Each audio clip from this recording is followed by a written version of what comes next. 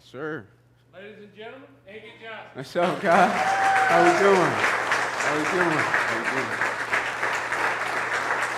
How we doing? Sir. All right, cut to the chase. We're the Alabama guys. Any Alabama guys? Oh, I can smell them, right? I can smell them when they're around. Oh, they ain't right. They ain't right. But first and foremost, I just want to let you guys know it's an extreme honor and privilege and pleasure, to be before you guys today. I got great respect and admiration for what you're a part of, for what you represent, and for what you guys have built and the standard of excellence that you continue to set. Now, I know that takes a lot of hard work, a lot of dedication and commitment. That's something to be admired. But, earlier today, man, he inspired me like crazy. And I'm supposed to be the guy that inspires. And here I am riding with him in the truck, and he's inspired me like crazy. But I asked him a question. And I asked him, I said, if there were some younger people in the exact business that you started, and they asked your advice on what should they do to build something similar to what you all have built here, what advice would you give them? And he said, well, I would tell them, do things the right way, treat people right. And he said, I would tell them work, work your tails off, right?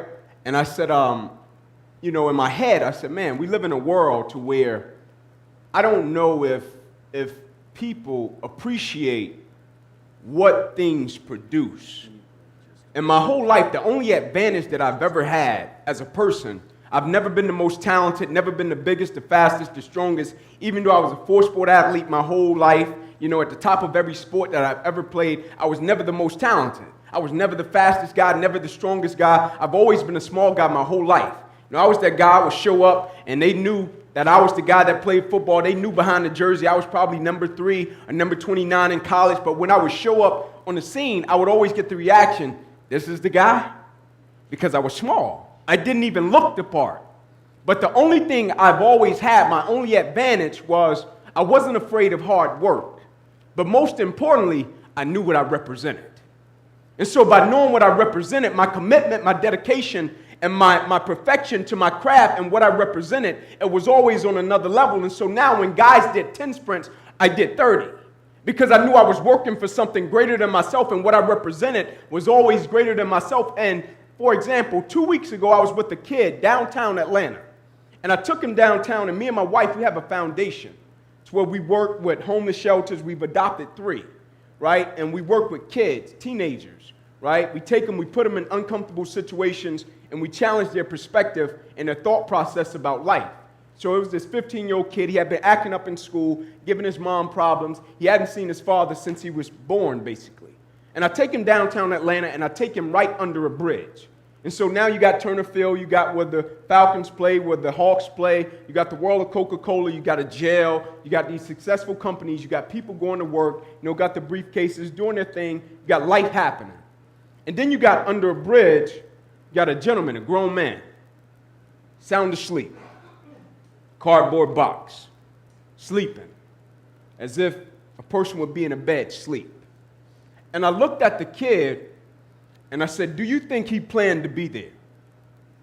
I said, do you think when he got of age, at a certain point in his life, do you think he said, man, one day I'll probably be sleeping under a bridge on a cardboard box? The kid said, no. I said, what do you think happened? The kid said, I don't know. What do you think happened, eh? I said, I think life happened. He said, what do you mean life? I said, I think at a certain point in his life, he was excited, he was jacked, he enjoyed something. He was a part of something special, something had a legacy attached to it, whether it was his family, whether it was a dream, a goal, an aspiration. I think at a certain point, every day he got up, something he represented, he got excited about it, he was driven, he was committed, he was dedicated about it, he was stoked about it, he was jacked about it. But I think at a certain point, life made him forget what he represented. And life stole his joy, his peace, his happiness. Life stripped him of that drive. Life took that dedication, that commitment, so much so to the guy that was once driven, to the guy that was once happy and excited about what he was a part of and what he represented and the legacy that was attached to it. That same guy ended up sleeping under a bridge. The only advantage I've ever had, everything I encountered and everything I ever hit in my life, I understood what I represented, and life will never take that away from me.